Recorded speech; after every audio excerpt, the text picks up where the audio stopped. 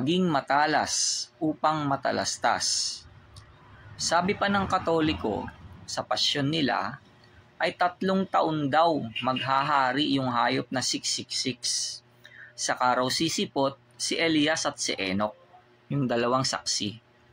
Mali na naman yan, mga kababayan. Sablay na naman ang paniniwala at turo ng Katoliko. Kasi, ayon sa Biblia, ay manghuhula yung 2 saksi na yon ng 1,260 days Tas yung hayop naman na 666 ay maghahari naman yun ng 42 months. 1,260 days din ang katumbas nun. Means, magkasabay lang sila. Kasi, kung hindi sila magkasabay at 3 taon maghahari yung hayop na 666 at saka sisipot yung 2 saksi, tas papatayin na sila nung hayop na 666, ay hindi na makakapanghula yung 2 saksi ng 1,260 days. Hindi nila matutupad yung hula ng Biblia sa kanila. At kung hindi man patayin agad nung hayop na 666 yung 2 saksi, ay hindi pa rin matutupad yung hula sa 2 saksi na manghuhula sila ng 1,260 days. Dahil 3 taon at kalahati lang maghahari yung hayop na 666 Hindi 3 taon lang. Kukulangin na siya ng araw kung sa 4 taon niya pa lang sisipot yung 2 saksi. Gets nyo po ang pagkakamali ng Katoliko? Magkasabay lang po silang sisipot. At pagkatapos ng 42 months na paghahari ng hayop na 666 at pagkatapos din ng 1,260 days na pagpapatotoo ng 2 saksi, ay dun mangyayari yung papatay na ng hayop na 666 yung 2 saksi. Na ang paniwala ng Katoliko ay sina Elias at Enoch yun. Mali rin yun. Hindi po sina Elias at Enoch yun. Next topic na po yun. Basa Biblia. Apokalipsis 13:1,7,18. At siya'y tumayo sa buhangin ng dagat.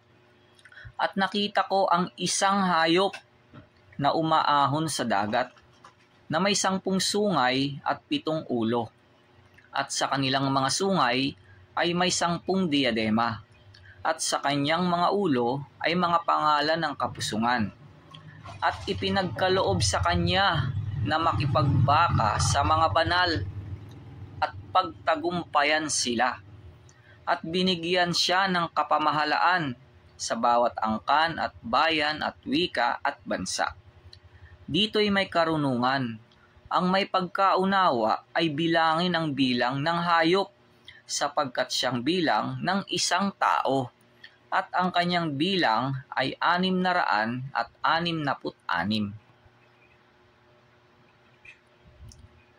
Pabasa Pasyon, Catholic Book, pahina 208. 3 taon itong hayop, natutulungan ng Diyos, umaral ng likot buktot,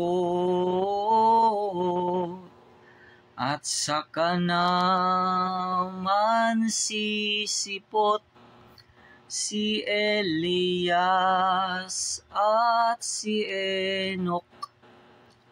3 taon itong hayop, natutulungan ng Diyos, umaral ng likot buktot, at saka naman sisipot si Elias at si Enoch. Apokalipsis 11:3,7. At may ipagkakaloob ako sa aking 2 saksi, at sila'y magsisipanghulang 1,260 araw. na nararamtan ng magagaspang na kayo. At pagka natapos nila ang kanilang patotoo, ang hayop na umahon mula sa kalaliman ay babaka sa kanila at pagtatagumpayan sila at sila'y papatayin.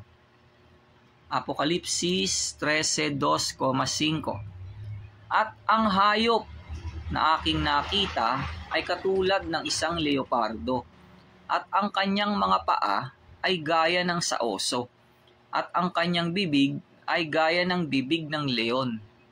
At ibinigay sa kanya ng dragon ang kanyang kapangyarihan at ang kanyang luklukan at dakilang kapamahalaan. At binigyan siya ng isang bibig na nagsasalita ng malalaking bagay at mga kapusungan. At binigyan siya ng kapamahalaan upang magpatuloy na 42 buwan.